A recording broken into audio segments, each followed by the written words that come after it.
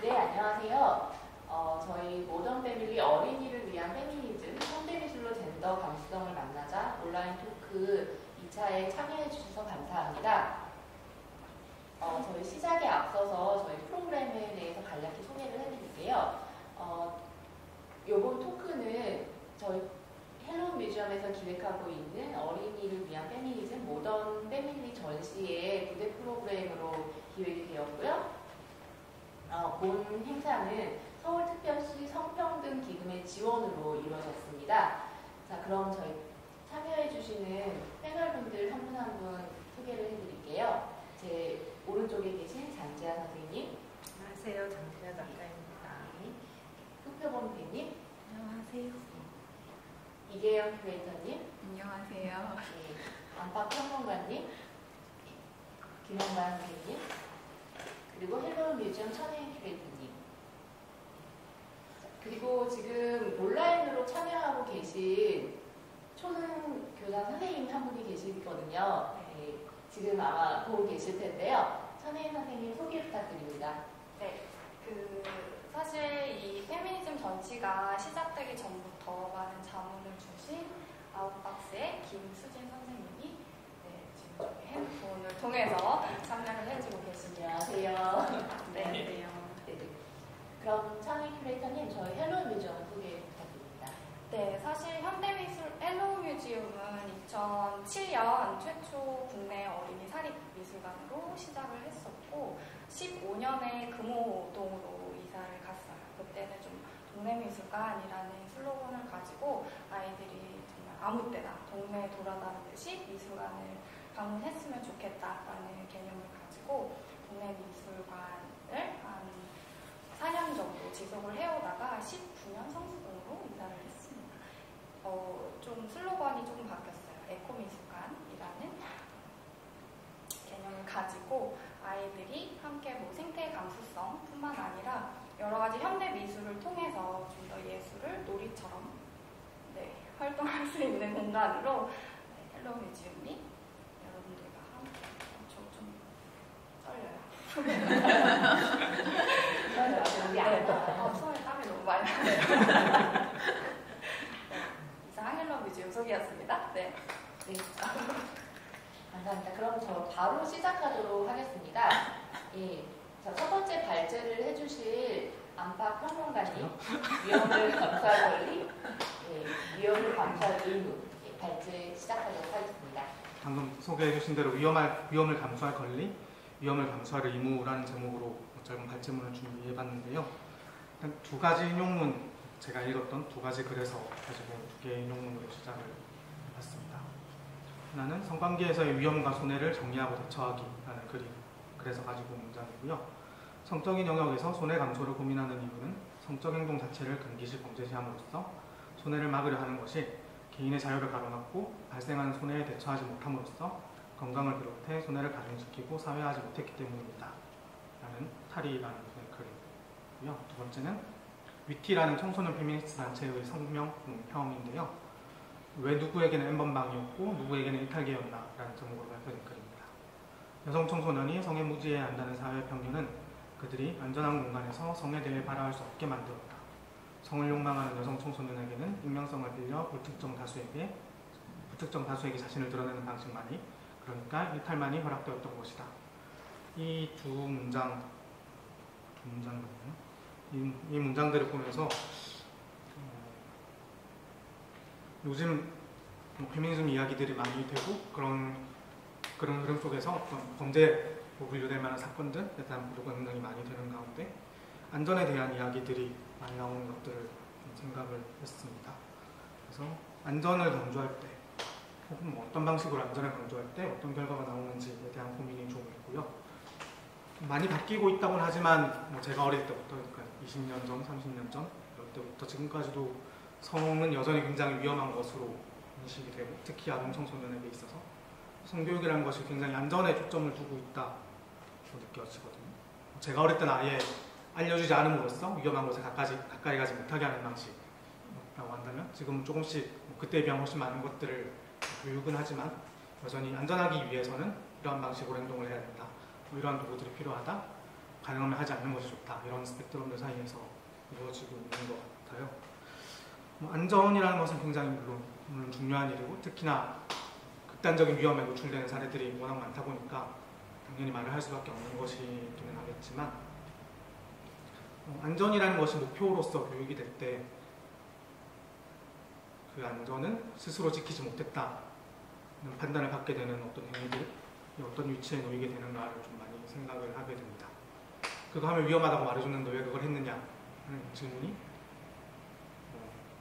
어떤 이유로 그러한 위험에 스스로를 노출시켰는지 그 위험을 통해서 그 사람이 무엇을 기대했는지 혹은 이 위험에 대한 교육이 어떤 부분에서 가닿지 않았는지를 고민하게 되는 것이 아니라 그냥 가르쳐줬는데도 했다, 덜 배웠으면서 했다라는 비난으로 직접 이어지게 되는 문제들이 여전히 있는 것 같고 그것을 위험 자체를 그저 나쁜 것, 무조건 없애야 하는 것, 나아가서 없앨 수 있는 것으로 볼 때 과연 해결이 가능한 문제일까 하는 생각을 좀 많이 하게 되는 것 같아요.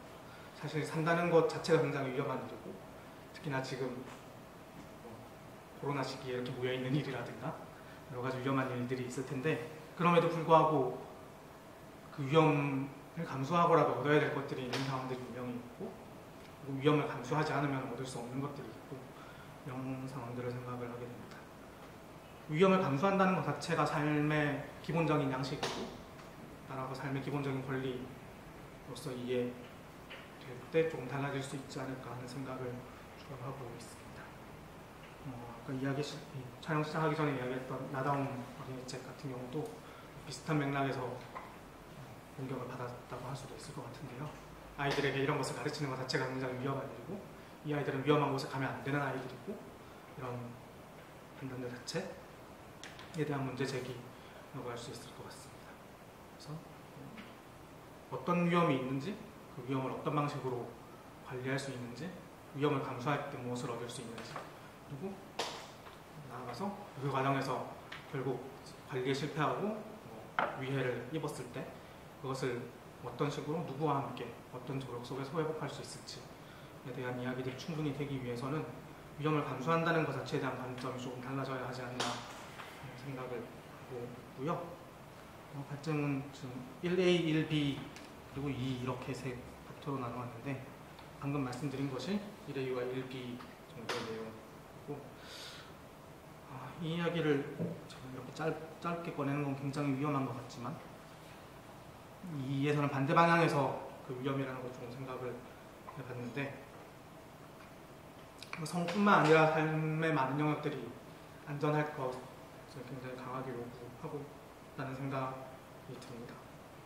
그리고 안전할 수 있다면 다른 위험, 그 일 자체, 그 행위 자체가 문제가 아니라 안전할 수 있다면 해도 되고 위험할 때는 하면 안 되는 이런 식으로 갈리는 안전하면 여러 방면에서 안전할 때는 아무도 모른 채 할 수 있기도 하기 때문이겠지만 그런 생각이 좀 들었고요. 안전이 제일 우선적인 것이 될 때 안전하면 해도 되는 것이 되어버릴 때 사실 사람들 사이에서 제일 안전하기 좋은 방법은 상대가 말을 못하게 하는 것, 상대의 의지를 꺾어버리는 것이 될 수 있다고 생각을 합니다.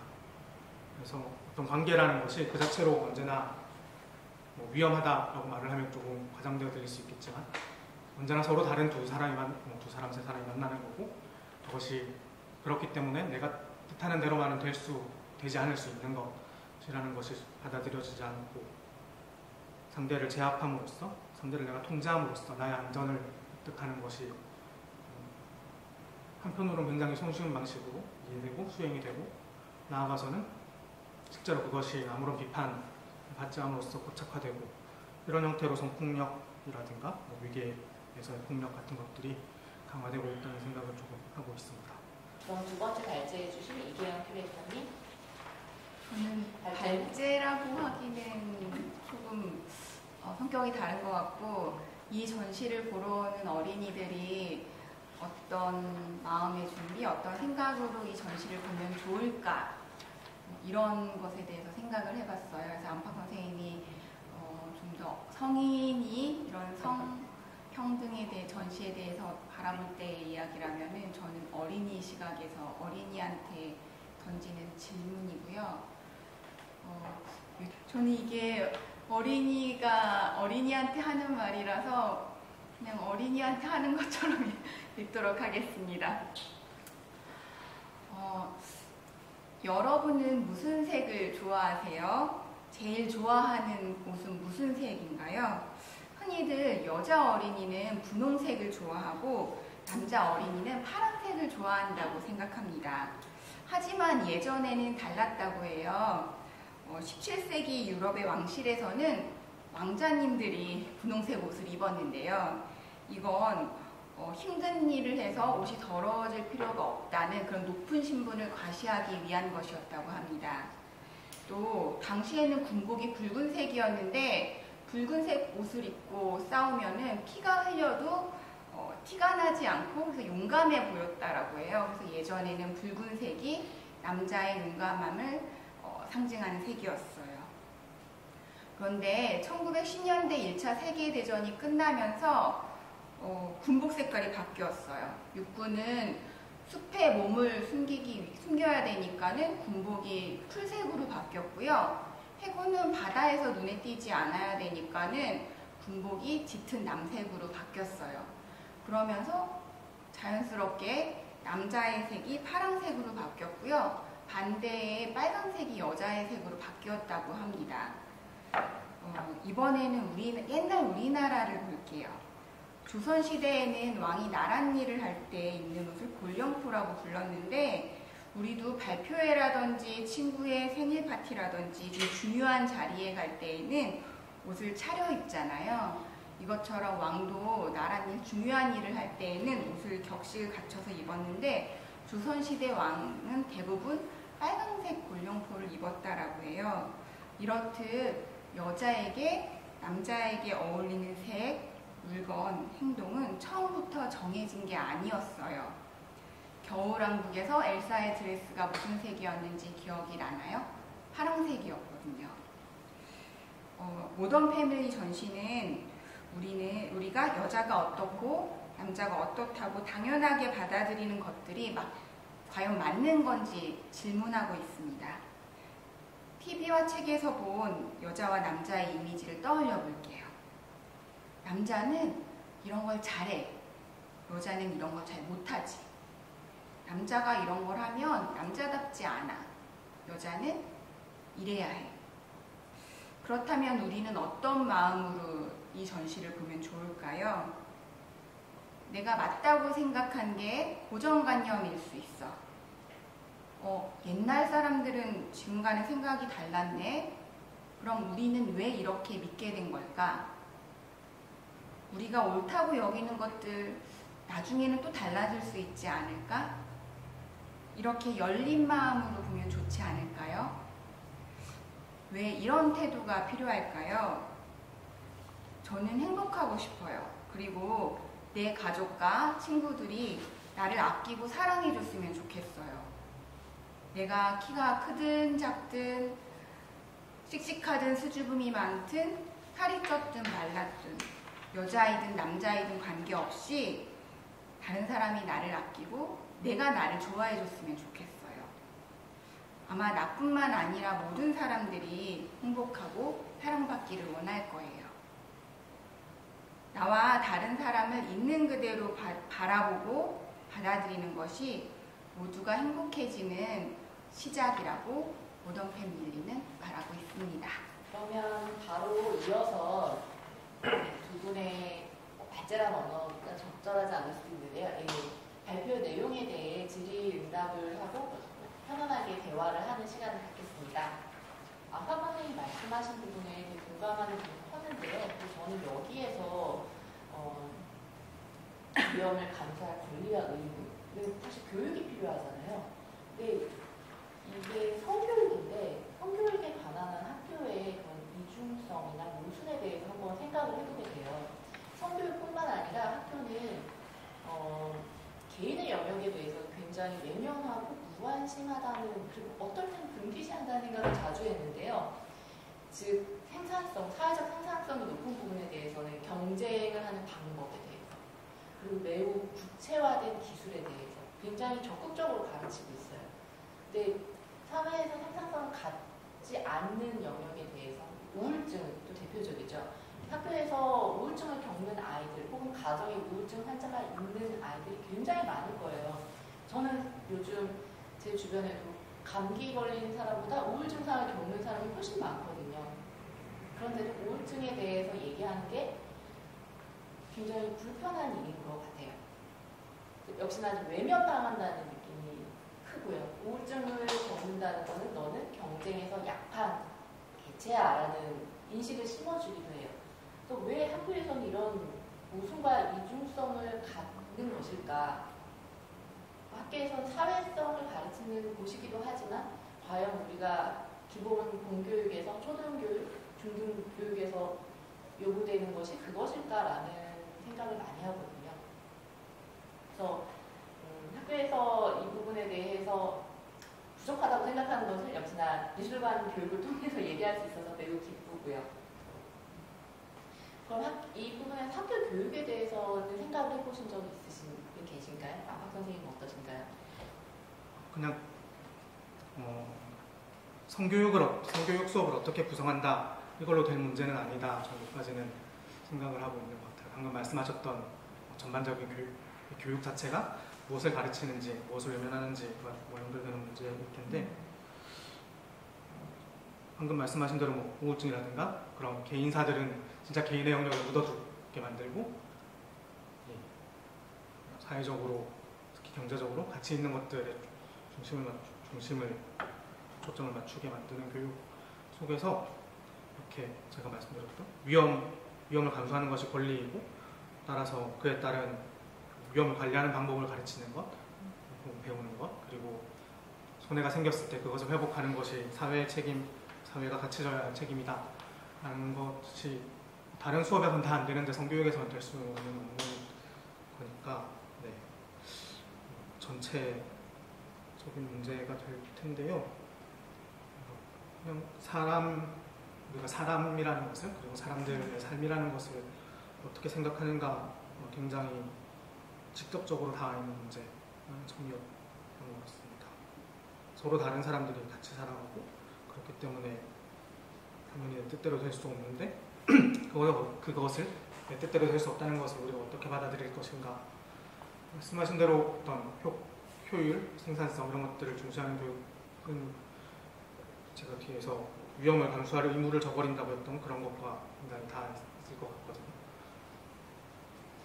제도를 통해서 사람들을 통제하고 자신의 권력을 통해서 부하들을 통제하고 그럼으로써 거대한 실제로서의 사회가 혹은 그 정점에 있는 어떤 개인이 이상한 결과물을 법칙에 떨어지게 만들어내는 것이 기본적인 사회 원리에 가까운 것 같고 지금 그거 자체를 깨야 하는 그거 자체에 단순히 성에 대한 관점과 충돌하는 기존의 관점과 충돌하는 이야기가 아니라 인간이라는 정의 혹은 인간 사회의 방식 자체와 충돌하는 이야기이다 정도까지 생각하고 있습니다.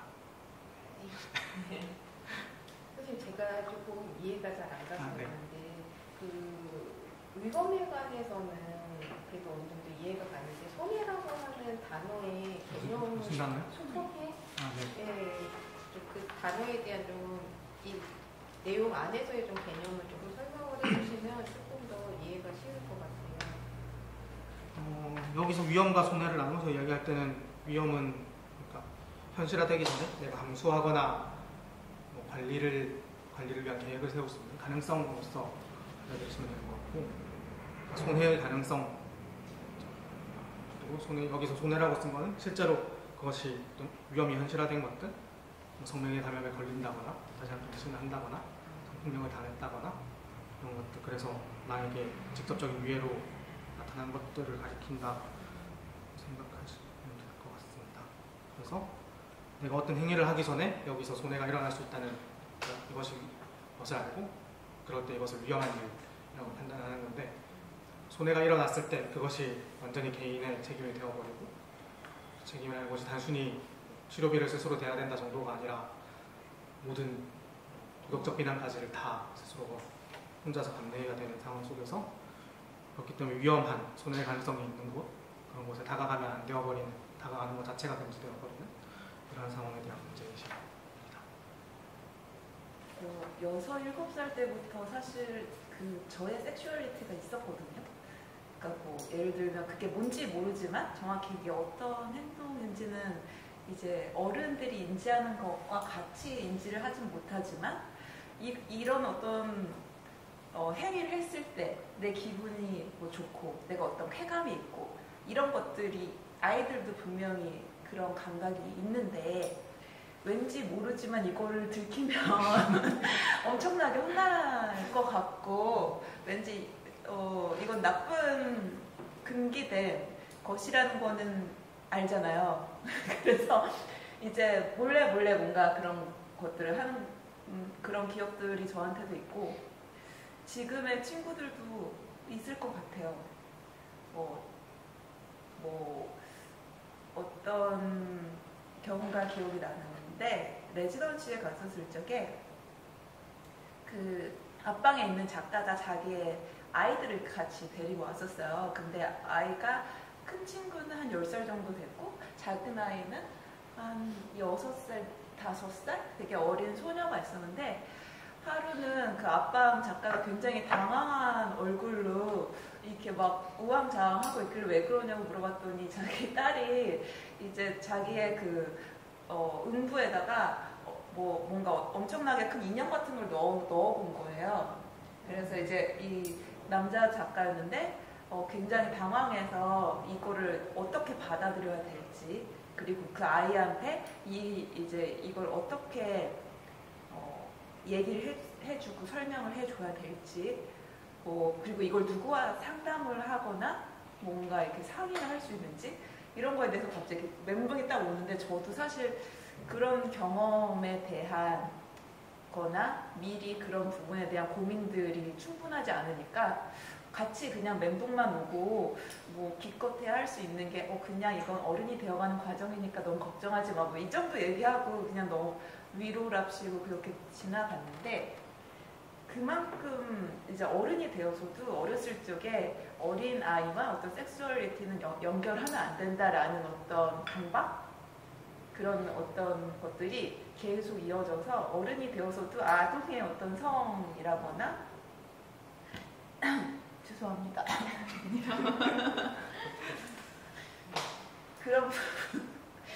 그런 부분에 대한 고민이 여전히 없었던 것 같아요. 그래서 안방님 말씀하신 대로 어떤 위험들이 있을 수 있을지를 상상하고 이야기해보고 사례를 살펴보고 그러면 이것들을 어떤 식으로 이제 해결해 나갈지 혹은 방비를 세울지 뭐 그런 것들에 대한 이야기가 여전히 논의되지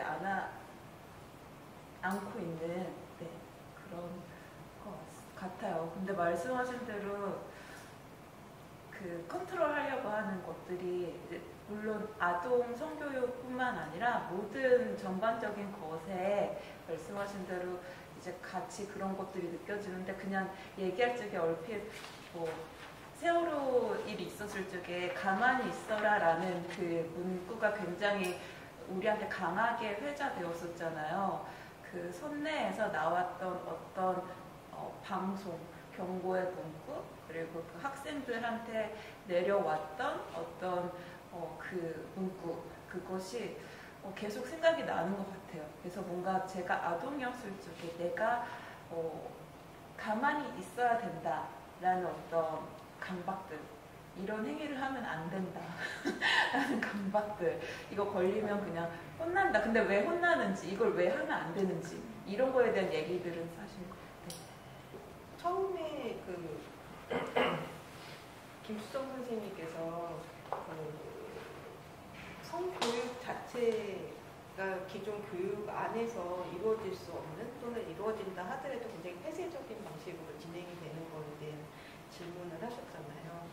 근데 제가 알기로는 더 나은 교육을 받을 수 있는 권리에 대해서 주장하시는 교사분들도 사실 되게 많고 그런 시도들도 사실 되게 많았었는데 이 성교육이라고 하는 거에 있어서만큼은 학부모들이 엄청나게 그 반발하면서 거기에 이제 개입을 하게 되는 거예요. 그래서 어떤 이렇게 교사분께서 이제 그런 시도를 했다가 그 개인상의 온라인에 이렇게 다 퍼지게 되는 그런 상황들이 이렇게 벌어지니까 이게 정규 교육 안에서 해결을 해야지 되는 의무가 있음에도 불구하고 본인이 그런 논란의 어떤 대상이 되는 거가 힘들기 때문에 기피하게 되는 어떤 상황들이 벌어지는 거죠. 그리고 근데 이거는 또 마찬가지로 아까 나다운 그 도서 사업 같은 경우에도 같이 연결이 되는 것 같아요. 기존의 의도는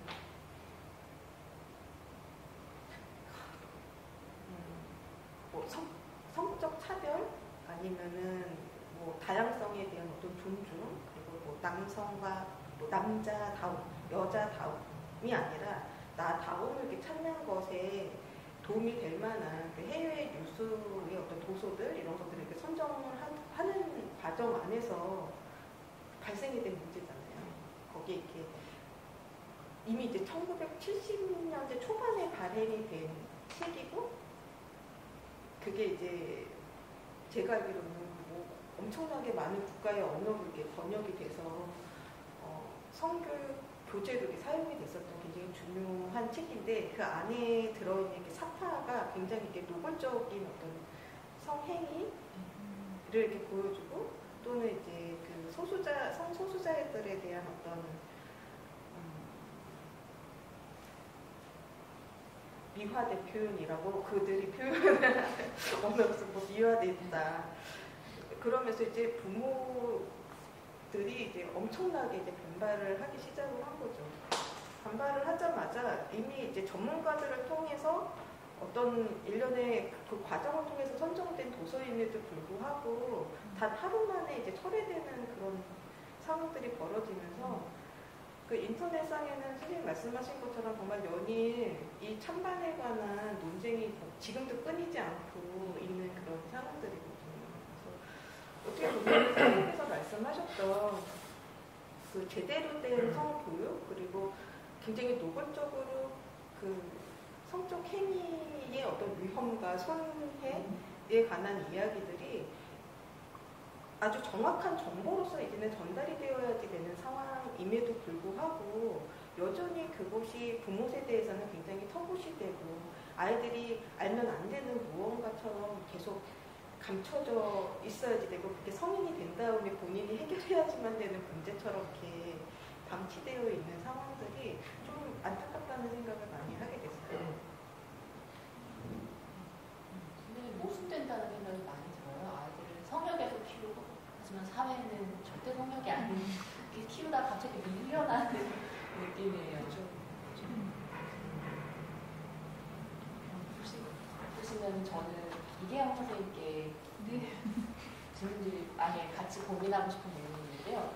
말씀하신 것처럼 요즘 대중매체에서 광고에서도 그런 편견을 깨는 시도들이 많이 일어났어요. 특정 그러니까 스포츠 의류 브랜드죠. 그래서 이렇게 몸의 다양성에 대한 광고가 나오는데 저는 지금까지 광고에 정말 관심이 한 번도 가졌던 적이 없는데 유일하게 너무 인상적이었어요. 몸의 다양성, 그 엠버라는 가수가 나온 N 스포츠 나이키라고 해서 거기에서 보면서 저는 그런 고정관념 편견을 깨는 좋은 방법은 다른 모델을 보여주는 것이라고 생각이 들더라고요. 왜냐하면 어딜 가도 남자, 여자, 엄마, 아빠 그리고 여자아이, 남자아이 스테레오타입이 있어요. 여자아이들이 보면은 다 일관돼요. 엄마, 아빠의 모습도 마찬가지죠. 그래서 다양한 모델들을 보여주는 게 굉장히 좋겠다라는 생각이 들어서 그런 미술관에서 어린 아이들에게 페미니즘 교육은 가정에서 시작돼야 된다고 스타트를 했는데 그럼 우리는 어떤 걸 할 수 있을까 했을 때 여성상에 대한 다양한 모델은 여성 작가, 현대미술가 분들이거든요. 저희는 토크에 대해서도 그냥 작가분들이 경험적인 얘기를 해주셨으면 좋겠다라는 이유 자체가 사회 활동을 하고 계시는 여성 현대미술가의 모습이 아이들에게 좋은 모델이 될 수 있겠다라는 생각이었거든요. 그래서 이 부분에 대해서 미술관에서 이런 모델을 보여줄 수 있는 편견을 깰 수 있는 모델 제시에 대해서 어떤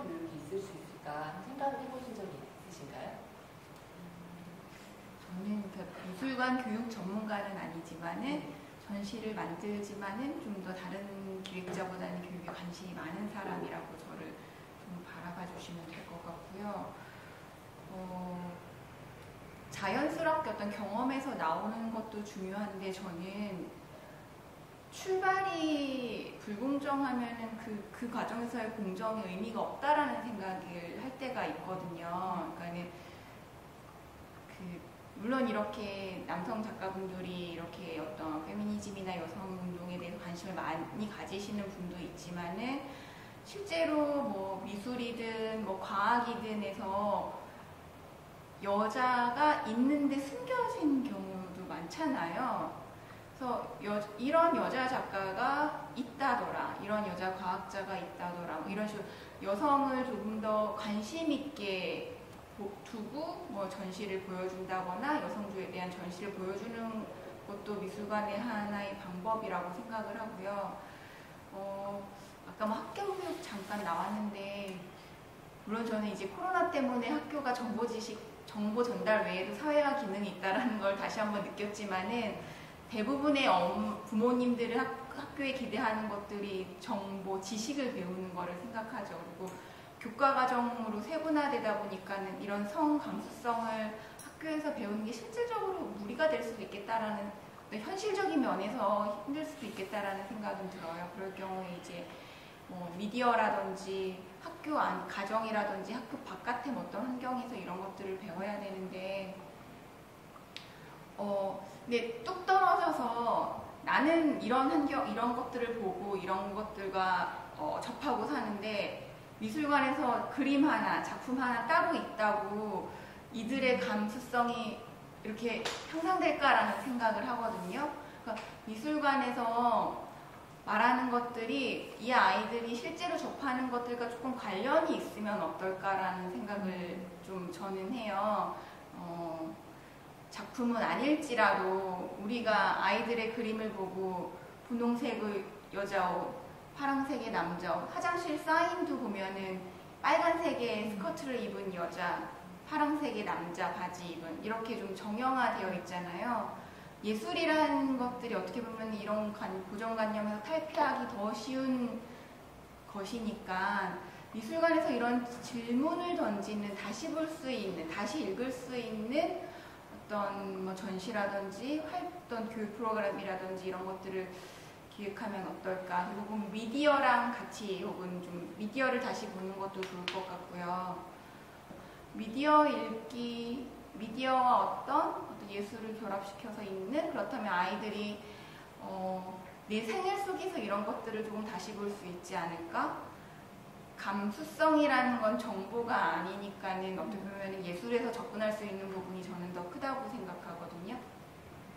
되게 좋은 말씀이셨던 것 같아요. 사실은 페미니즘 교육을 할 수 있는 미술관이 되고 싶어서 이런 기획을 하게 됐는데 너무 어려웠어요. 접근 자체가. 정확하게 찍고 시작을 해야 저희도 추진이 되지만 정확하게 찍는 게 안 되더라고요. 근데 방금 좋은 방법을 제시해 주신 것 같아요. 이거는 근데 저에 대한 변명이기도 해요. 저도 페미니즘 잘 알지 못하는데 제가 이 사회에 살고 있는 사람으로서, 그리고 또 제가 여자로서 이 모르는 게 부끄러운 거니까 저도 조금씩 관심을 가지고 보려고 하는데, 어떤 강의를 들었는데 거기에 이제 페미니즘 활동을 하는 문학가가 와서 이제 이야기를 하는데 굉장히 적극적인 형태로 활동을 하시더라고요. 그러니까 뭐 속옷을 브라를 안 입는다거나 아니면은 다리 면도를 안 한다거나 화장을 안 한다거나 했을 때 나는 저렇게까지 갈 수 있을까라는 생각을 하죠. 그리고 거기 질문을 하는 사람들도 되게 적극적으로 하는 사람이었어요. 그래서 나는 그렇게 과감하지는 못하는데 라고 했을 때 그 소설가가 당신이 할 수 있는 만큼 하면 됩니다 라고 얘기를 하더라고요. 처음에 부담 가지 않는 선에서 시도하고 접근하다 보면은 할 수 있는 것들이 늘어난다라고 얘기를 하더라고요. 그래서 그냥 처음에 처음에 너무 이걸 대단하고 어렵다라고 생각하면은 시도하는 것 자체가 어려울 것 같아요. 그냥 일상생활에서 혹은 주변에서 조금씩 찾아서 우리가 조금 달리 보는 눈을 가지면은 이걸 언젠가 실천할 수 있는 용기도 생기지 않을까? 저 스스로한테 그렇게 더 얘기하고 있어요. 저는. 좋은 메시지인 것 같아요. 선생님 쓰신 글 보면은 어떤 컬러에 관한 이야기가 나오잖아요. 그래서 어떤 시대별로 또는 어떤 지위에 있는 사람들이 어떤 컬러를 입게 됐다, 성별로. 근데 제가 한 20년 전에 읽었었던 어떤 아티클의 내용 중에는, 그러니까 미국, 제 생각에는 1900년대 초반 같아요. 정확한 기억은 아니지만, 그 당시에 이제 어린 남자아이가 밤에 악몽을 꾸고 그럴 때 하늘색 옷을 입었대요. 근데 하늘색이 그 당시에 약간 주술적인 컬러? 아니면은 그 어떤 악령을 쫓는 컬러? 뭐 이런 의미가 있었었나 봐요. 남아들한테는 하늘색을 입혔는데 그 다음에 이제 여아들한테 입힐 컬러가 없으니까 그때 그냥 핑크색을 골라서 입혔대더라 하는 내용이 있었고, 또 세계대전이 이제 다 끝나고 나서 이제는 전쟁이 끝나고 이제 베이비붐이 막 이렇게 퍼지면서 이제 그 가족 중심적인 어떤 사회들을 이끌어가야 되는 그 시점이 오게 된 거예요. 그때 이제 어떤 여성적인 어떤 모델에 핑크라고 하는 컬러를 이제 기입을 하면서 굉장히 가정 중심적이고 온순하고 뭐 아이들을 잘 키우고 가정 생활에 충실하고 그런 이미지를 그 여성상에다가 덧입히게 되는, 그 전략적으로 쓰이게 된 컬러들이 그런 핑크인 거죠. 그러니까 어떤 그 계급에 관한 이야기도 있지만 결국에는 그 남아를 선호하는 상황 안에서 또는 그 사회가 아니고 가정으로서의 어떤 역할을 제한시키는 어떤 이유에 있어서 사용됐었던 어떤 컬러가 핑크였다라는 생각을 하게 되면은, 그 만약 아이들이 어렸을 때 자기 취향에 의해서 선택하는 컬러가 핑크는 아니고 우리에게 이제 일련의 어떤 길들여졌던 어떤 사고들, 또 고정관념들, 이런 것들이 아닌가, 이런 생각을 좀 하게 됐습니다. 핑크가 패션에서 여성의 색깔로 쓰이게 된 게 1950년대부터라고 하더라고요. 그래서 우리가 이런 것들을 어린이에게 알려주기 위해서는 공부를 많이 해야 되는. 네, 저희도 어떻게 보면 당연하게 알고 있는 것들이 있으니까 어른부터 어떤 이런 것들에 대해서 물음표를 가지고 접근해야 되겠구나, 뭐 이런 생각도 많이 했어요. 저는 그 핑크와 그런 블루 이런 컬러 감각이 되게 서구적이라는 느낌을 가지고 있는데요. 그러니까 아까 지연 쌤이 말씀하신 대로 또 미국에서의 어떤 그 국가에서 장려하는 가족의 어떤 구성 요소로서 핑크와 블루가 이제 이미지네이션 되고, 그게 나중에 아시아 쪽으로 이렇게 모방과 재현으로 넘어왔을 적에, 사실 우리 한국의 정서에서는 핑크의 컬러는 이제 근데 이전에 없지 않았었나, 특히나 여성성이랑 그걸 붙이는 일은 없었는데 그런 것도 되게 흥미로운 것 같아요. 제가 그 생각을 해봤어요. 제가 어렸을 때 핑크색을 입었었나 생각을 해보니까 저는 안 입었더라고요. 제가 70년대 초반생이라 저희 아동기가 70년대예요. 그때 밖에 나갔을 때 핑크색 옷을 입은 어린이들, 여아들을 많이 보지는 못했어요. 항상 이제 무채색 옷들, 특히 이제 언니나 형한테 물려받은 옷, 그런 거 입었었던 시기여서 그때는 핑크를 잘 못 봤다가 한 80년대 정도 들어서면서 굉장히 그 여아들의 이제 핑크 바람이 확 불기 좀 시작했었던 것 같아요. 70년대 후반? 블랙핑크 입으셨을 것 같아요. 거의 무채색이죠. 저희 우리나라에서 컬러풀한 의상을 입게 된 게 사실은 90년대 넘어가면서부터요. 거의 다 거의 대부분 무채색을 많이. 저는 어렸을 때 그 만화 영화 기억나요. 막 요술공주 민키 막 이런 거 있죠. 맞아요. 세일러문 이런 애들, 이런 만화가 들어오면서 핑크화나 이런 요술봉 이런 이미지들, 일본 달린 구두 이런 게 내 생활에 들어온 거. 80년대 초년대생부터 경험하는 공주 드레스인 것 같아요.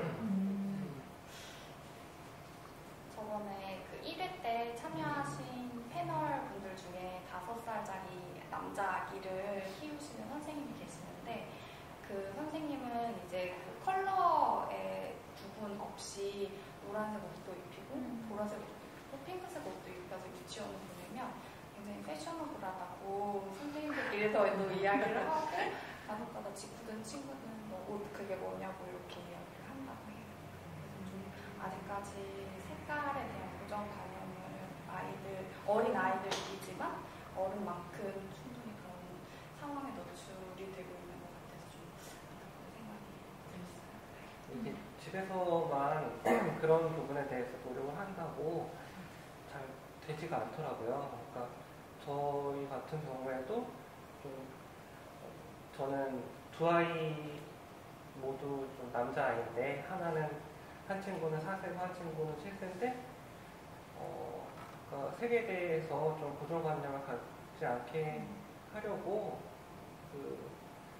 어떤 특정 색을 좋아하게 하는 그런 식의 일은 하지 않았는데 아이가 어느 순간부터 이렇게 의사 표시를 할 수 있게 된 다음에 가장 처음으로 좋아하게 된 색이 그냥 파란색이더라고요. 그래서 저는 이렇게 파란색이라는 얘기를 들었을 때 약간 내가 강요하지 않았는데 강요해서 그렇게 된 건가 해서 막 괜히 막 혼자 그런 생각을 했는데 좀 어느 정도 이렇게 크니까 이제는 또 노란색을 좋아하게 됐는데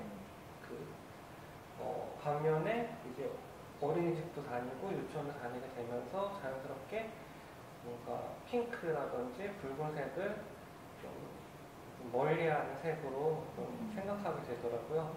이 색은 여자색이야 이런 식으로 생각하고 그리고 그 둘째가 약간 머리가 단발 정도 되는데 어느 날 이렇게 엄마한테 그 이름이 서로인데 서로는 여자아이에 남자아이에 이렇게 물어보더라고요.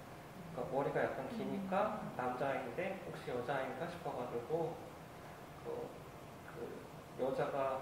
여자는 다 머리가 길어야 된다고 알게 모르게 그렇게 생각을 하게 되고 아빠는 남자니까 멋진 거야 그러고 엄마는 여자니까 예쁜 거야 그러고 그런 식으로 어느 순간부터 이게 어떤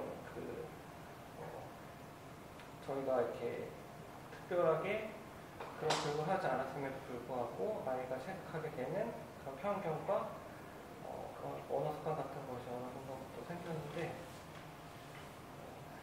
이게 단지 어린이집이랑 유치원에서 알게 모르게 배우게 되는 그런 것도 있겠지만 가령 뭐 생일 파티라든지 이런 걸 하게 되면은 남자아이들은 약간 좀 파란색의 왕자 같은 그런 옷을 입고 사진을 찍고 여자애들은 좀 핑크나 이런 걸 연출해가지고 찍고 하니까 그런 작은 것들이 하나둘씩 쌓여가지고 아이가 그런 생각을 하게 된 건 아닐까 싶기도 하고 그리고 그 아이의 또래 집단과의 어떤 그런 관계들도 되게 중요한 것 같아요. 간혹 이렇게 남자애들 중에서는 되게 강하고 좀 발언이 센 친구들이 있는데 그런 친구들이 뭔가 너는 그래서 넌 여자냐? 뭐 이런 식으로 되게 어린애들 그런 얘기를 하더라고요. 그런 것들이 그럼 그렇게 나오면 자연스럽게 아이들도 아닌데? 뭐 이런 식으로 반박하면서 뭔가 어느 순간부터 여자애들은 잘 놀았었는데 좀 저희 아이 같은 경우는 좀 주로 남자아이랑 막 놀려고 하고 여자아이랑 안 놀려고 하고 막 이런 게 좀 생기기도 하고 그렇더라고요. 던지고 싶은 이슈라기보다는 그러니까 저는 이렇게 아무래도 부모 입장에서 좀 많이 생각을 하게 되는 것 같은데 그러니까 아이의 어떤 성교육이 굉장히 중요하다고 생각하지만 그리고 그걸 어떻게 하면 좋을지에 대해서 아내와 함께 얘기하면서 공부도 하지만 그걸 막상 하려고 하면은 뭔가 제 자신이 좀 자연스럽지 않은 느낌이 있거든요. 왜냐하면 저는 어린 시절에 그런 교육을 전혀 받지 못했고 오히려 학교 수업으로 인해 가지고 어떤 에이즈 공포 같은 것이 유년 시절에 되게 극심했는데 학교에서 선생님이 되게 공포스럽게 에이즈 감염에 대해서 강연을 하신 적이 있었는데 그 이후로는 그런 게 너무너무 무서워가지고 좀 제가 그 고소공포증이 있는데 고소공포증보다 더 과한 트라우마 같은 느낌의 그런 공포가 좀 있는데 그렇게 잘못된 교육을 받고 제가 좀 자기 자신을 스스로 업데이트해가면서 아이를 교육한다는 것 자체가 굉장히 익숙하지 않고 자연스럽지 않은 느낌이 좀 있는데 일단 그런 부분에 대한 좀 고민이 좀 많이 있고요. 그리고 성교육이 제 느낌에 아이들한테 굉장히 필요하지만 그에 앞서서 약간 부모들에게 좀 우선적으로 우리 사회에서 필요한 게 아닐까 라는 생각이 좀 있고요.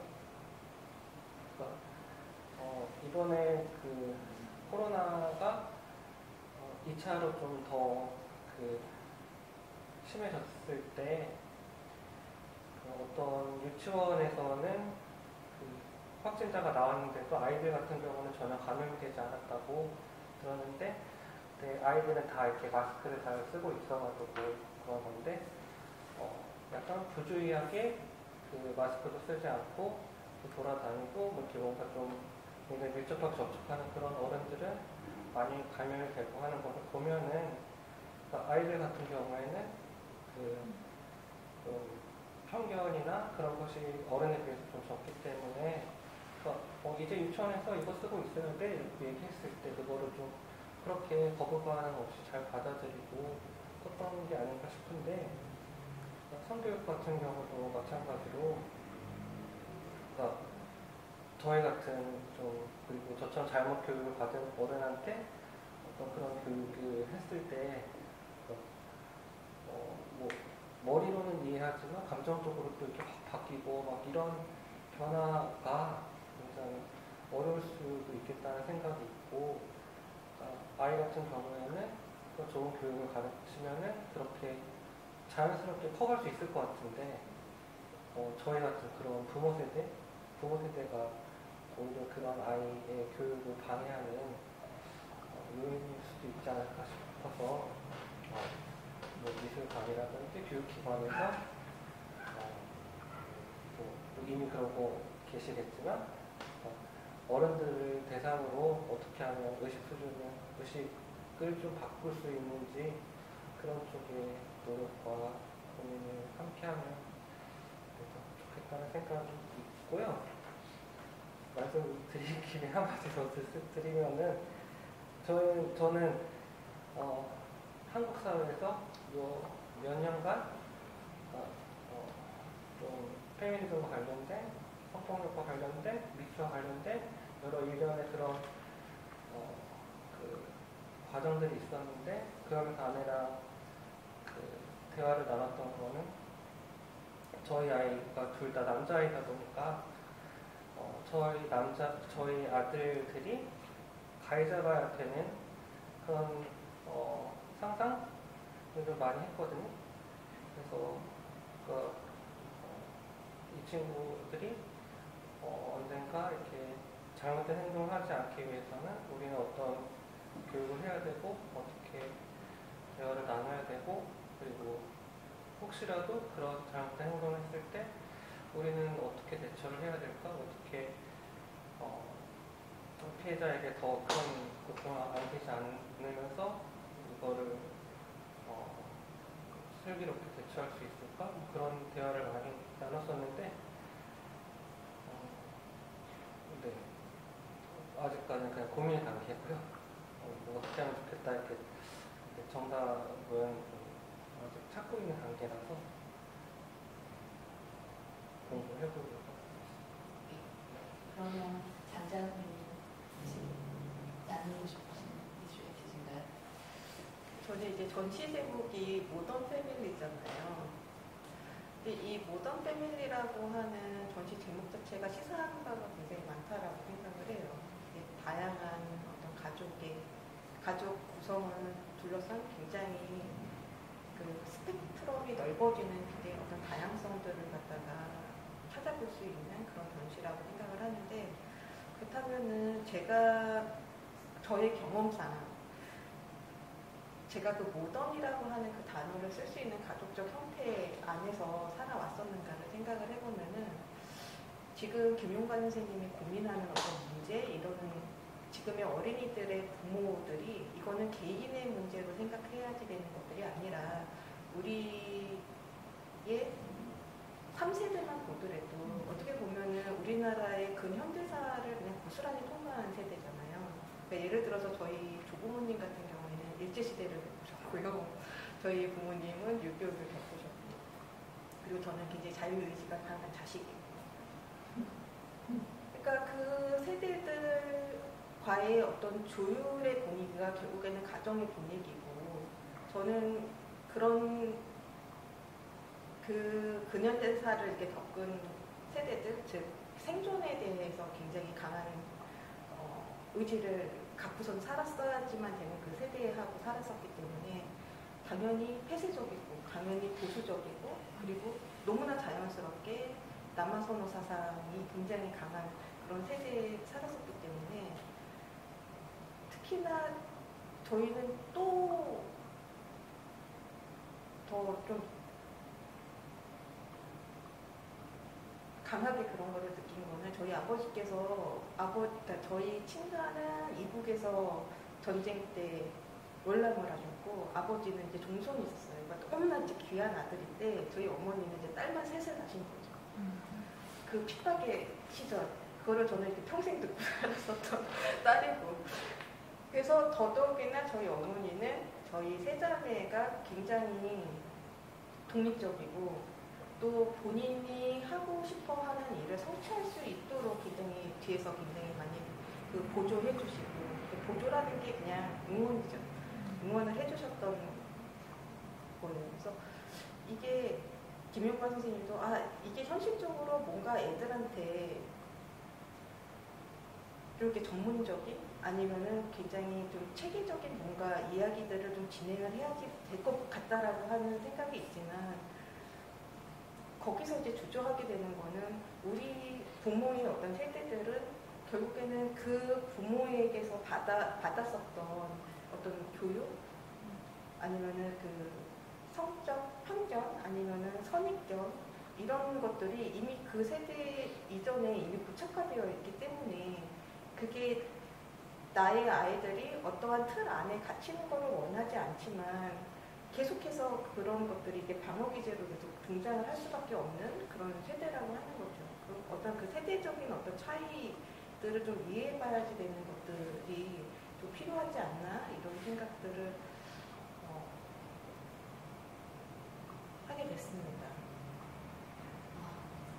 되게 정말 중요한 부분을 꽂아주셨어요. 저희가 아이들에게 어떤 교육을 할 수 있느냐, 가정에서라고 했을 때 그 주체가 되는 부모는 어떤 배경에서 성교육을 받아왔거나 어떤 의식을 가지고 있느냐를 먼저 고민을 해봐야 되는데요. 중요한 말씀해 주셨어요. 네, 그럼 효영 선생님 혹시? 네, 저는 딱히 던질 것은 없고, 앞에 두 선생님 말씀을 묻어가면서 첨언을 하면, 얼마 전에 광화문 쪽에서 길 걷다가 플래카드 붙여져 있는 거 봤는데, 플래카드에 차별금지법 반대하는 그 문구 옆에 학부모는 속 터진다라고 써있는 거예요. 그래서 보면서 참 아주 내세적인 문구를 쓰고 이렇게 찰지게 써놨네 이러면서 찰칵 이렇게 찍어놨는데, 정말 애들이 막 어렸을 적에 뭐 남자 뭐 부엌 들어가면 땡땡이 떨어진다 뭐 이런 말 듣고 자란 사람이랑, 뭐 김용관 선생님의 가정처럼 이렇게 뭐 그 두 부모님이 계속 이렇게 협의하고 협력하면서 뭐 집안 일부터 막 이런 어떤 교육이라든지 이런 걸 계속 같이 해 나가는 그 모습을 보고 자란 사람과는 당연히 그뭐 성인지 감수성이라든지 뭐 이런 것들이 다 차이가 뭐 다른 성에 대한 인식이라든지 차이가 날 수밖에 없다고 생각하고 또 그뿐만 아니라 뭐 그런 타인에 대한 감수성이라든지 뭐 배려심이라든지 커뮤니티 감각 자체가 달라질 거라고 생각이 들어요. 근데 이제 선생님들께서 고민하신 거에 저도 되게 동의하는 게 이게 어린이 혼자 어디 되게 특수한 어떤 전문 기관이 있어가지고 거기 가서 수업 듣고 탑재할 수 있는 게 아니라 아이가 이제 그 일상에서 마주하는 주변 어른들이 우리도 같이 공부하고 노력을 해서 계속 그런 어떤 환경을 조성하려고 같이 그런 걸 노력을 해야지만 사실 가능한 그런 일이다라는 생각이 드네요. 그런 환경이 다양하게 주어지면 주어질수록 노출되는 빈도도 높잖아요. 그러니까 뭐 이렇게 이런 전시가 어린이 전시가 처음인데 지속적으로 하실 거잖아요, 그렇죠? 그렇습니까? 지속적으로 하실 거죠? 네, 장기적인 플랜으로. 네네. 그렇다면은 내가 부모인데 내가 직접 어떻게 구체적으로 교육을 하기가 조금 어렵다라고 하면은 이런 전시를 있을 때마다 어린이와 같이 내 자녀와 같이 보고 하면서 이런 환경을 노출하면서 아이들이 자연스럽게 받아들이는 것도 방법인 것 같아요. 그래서 미술관은 미술관대로 뭐 이렇게 작업을 하시는 분들은 작업하시는 거, 뭐 미디어는 미디어대로 이제 각자 자기가 있는 곳에서 그런 것들을 조금 더 다양하게 풍성하게 만드는 게 또 좋지 않을까라는 생각도 듭니다. 선생님 말씀하신 것처럼 약간 미디어 되게 중요한 것 같은데 요즘 특히 코로나로 인해서 이제 각 가정에서 이제 아이들이 어린이집 유치원 안 가고 있는데 그러다 보니까 영상 콘텐츠도 좀 평소보다 더 많이 보게 되고 그런데 이게 EBS 같은 경우만 보더라도 EBS는 교육방송인데도 불구하고 가끔 이렇게 보고 있다 보면은 굉장히 좀 뭔가 삐뚤어진 성의식이 반영이 된 콘텐츠들이 많이 나오거든요. 그래서 되게 약간 덩치가 있는 남자 선생님이 그 여성 복장을 입은 다음에 되게 우스꽝스러운 캐릭터를 연기하면서 이렇게 연기를 어떤 콘텐츠를 만들어 간다든지 그 안에서 섹슈얼한 농담은 아니지만 어떤 성과 관련된 농담들이 약간 주고받으면서 나온다든지 아니면 그리고 이제 그 EBS에서 자체적으로 제작하지 않은 외부 제작사를 통해서 제작이 된 애니메이션 같은 경우에도 굉장히 약간 컬러적인 부분에서나 그리고 어떤 캐릭터의 어떤 성비라든지 그리고 성 역할이라든지 이런 것들이 되게 왜곡되어 있는 경우가 많은데 그리고 또 유튜브 시장 같은 경우는 또 아예 그런 그 제재가 전혀 없다 보니까 정말 그런 쪽으로는 아예 좀 삐뚤어진 그런 콘텐츠들이 굉장히 많은 것 같거든요.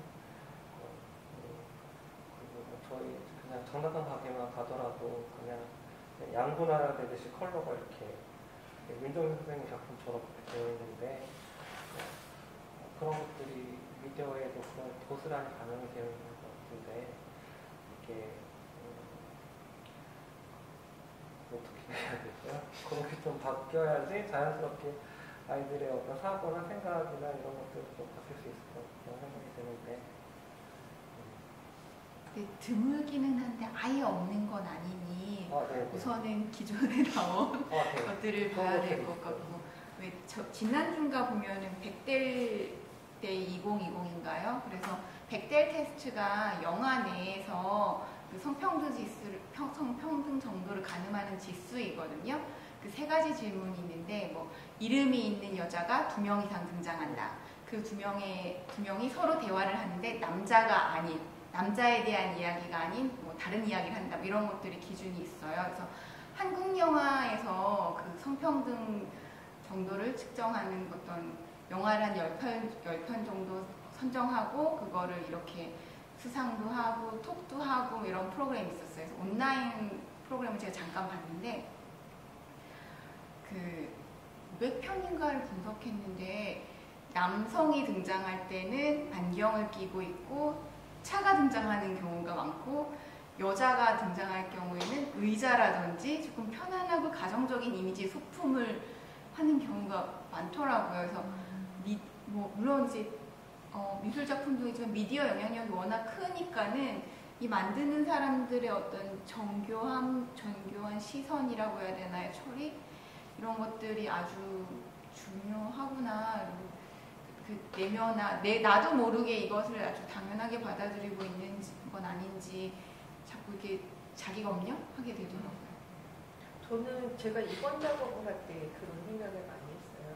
그러니까 제가 이번에 작업을 할 때 어떤 성 역할에 대한 편견을 갖기 굉장히 좋은 어떤 사진들 그런 것들을 이제 셀렉트해가지고 그거를 이제 서술하면은 이미지를 보지 않은 상태에서 제가 설명하는 거를 이제 아이들이 따라서 그리는 그런 작업을 지금 만들었는데 제가 이미지를 그 저작권을 해결할 수 있는 어떤 사이트에 들어가가지고 이미지를 찾아보는데 정말 그 성 역할에 대한 그 스테레오타입이 너무나 확실한 거예요.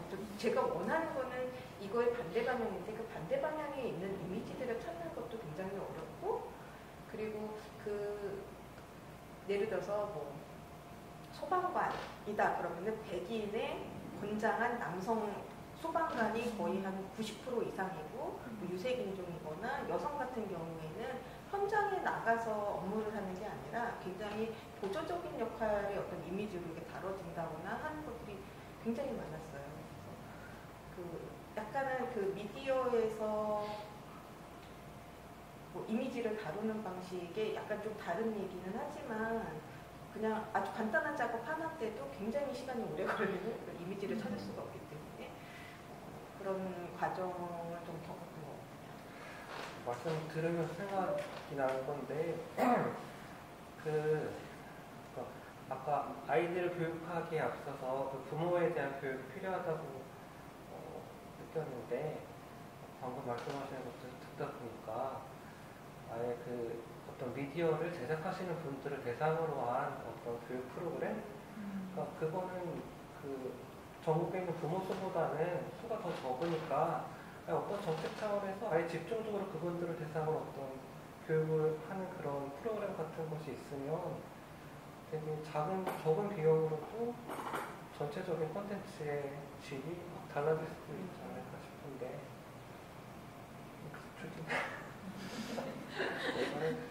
아까 말씀하셨던 완구 같은 경우에도 예전에는 남아용, 여아용 이런 식으로 구분이 되어 있었었는데 최근에는 아예 그런 구분 없이 그 완구 사업 자체에서 그 성평등에 관한 그 내용을 좀 반영해서 완구 제작을 하고 판매를 한다고 하는 기사를 본 것 같아요. 그런 회사도 있다는 점도 알았어요. 제가 느끼기에는 아직 이렇게 그 장판 가게를 가면은 그래도 꽤 많이 컬러를 보내서 이렇게 확 그리고 가지고 노는 콘텐츠도 아예 많이 다르고 지금의 일상은 그렇지만 어쨌든 그거를 이제 문제의식을 했다라고 하는 거는 좀 중요한 계기인 것 같아요. 그런 회사가 많아지고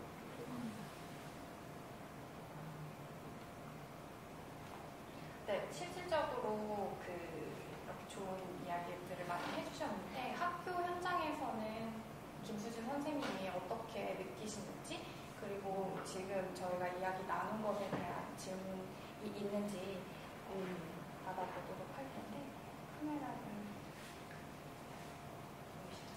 안녕하세요. 안녕하세요. 와, 진짜.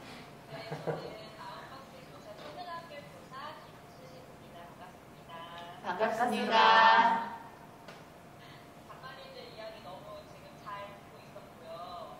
사실 교육이라는 이야기는 학교에서 이 성평등 교육, 성교육에 대한 이야기를 학교에서 가장 활발하게 논의가 이루어져야 하는데 그렇지 못하고 있거든요. 학교에서는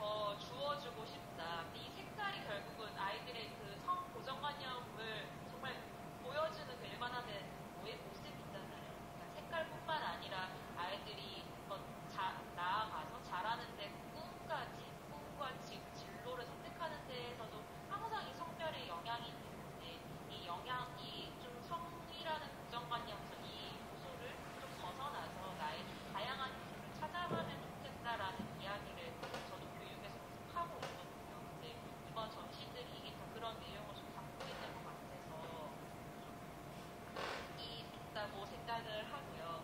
그래서 또 성평등이라는 주제가 말씀하셨던 것처럼 너무 사실 해야 할 내용들이 많아요.